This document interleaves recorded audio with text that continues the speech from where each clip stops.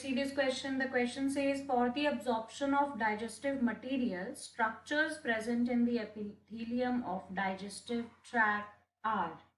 So here the question is saying that जो भी digestive material absorb होना है उसके अब्जॉर्प्शन के लिए डाइजेस्टिव ट्रैक्ट में प्रेजेंट स्ट्रक्चर कौन सा है इसमें से, right? zymogenik granules, microvilli, pairs, patches, none of these, right?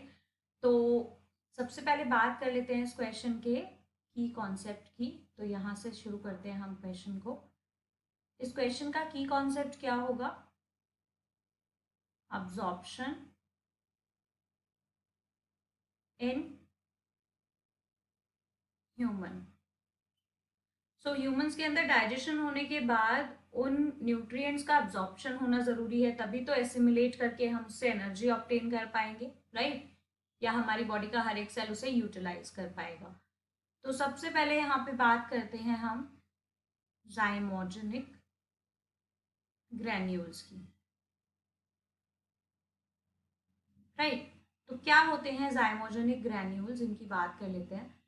देखो, पेनक्रियाज जो है उसका ड्यूल नेचर होता है, राइट? वो एक्सोक्राइन ग्लैंड की तरह भी फंक्शन करता है, एंडोक्राइन की तरह भी, राइट?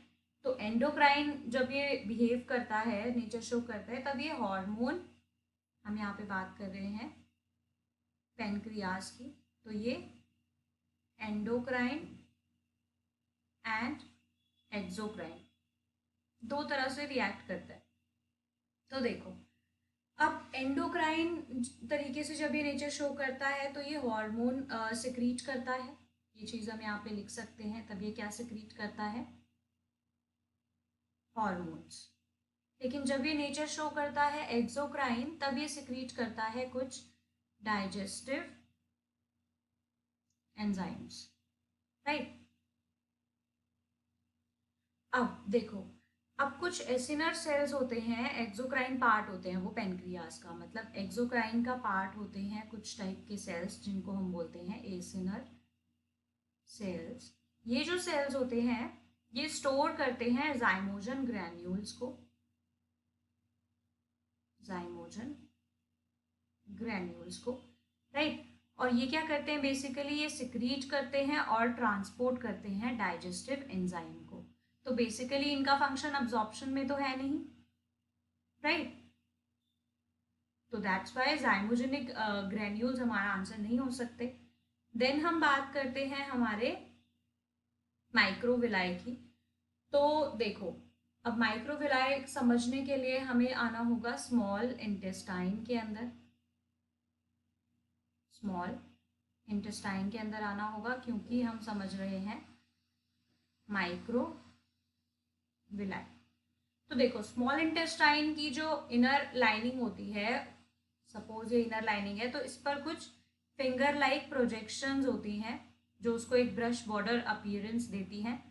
और ये जो फिंगर लाइक प्रोजेक्शंस है, इनमें यहाँ पर ओपनिंग होती है, यहाँ से जो भी डाइजेस्टेड मटेरियल है वो अब्जॉर्ब होता है और यहाँ से फिर ये ब्लड स्ट्रीम में जाता है, right?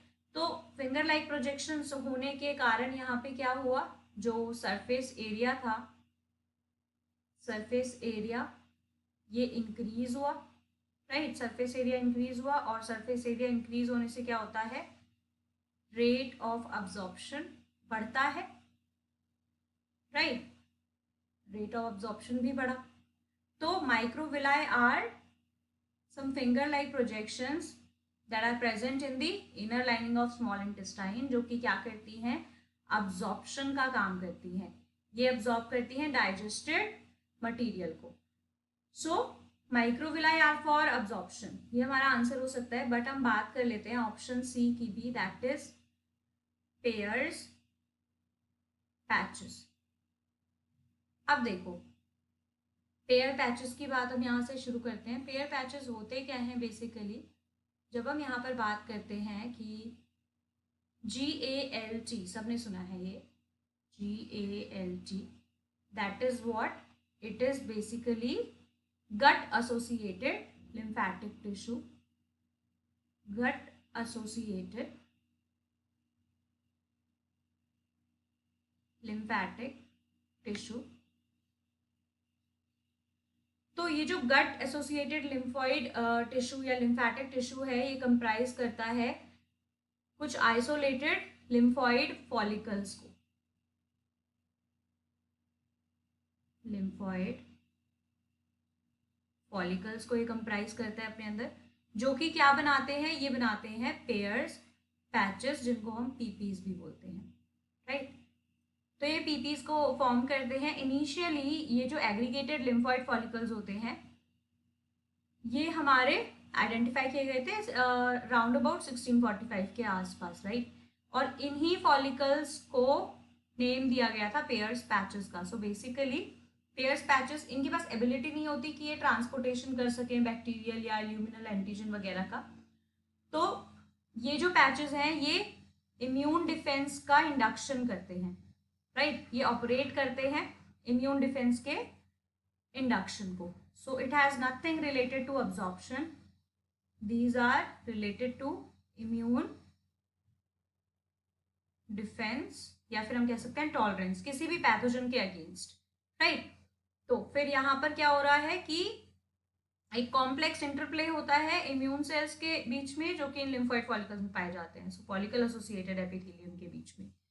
So these are related to defence mechanism, but these are not related to absorption. So ये भी हमारा आंसर नहीं हो सकता। According to this the correct answer for this question will be option B, microvilli. I hope you understood this question. Best of luck. Thank you.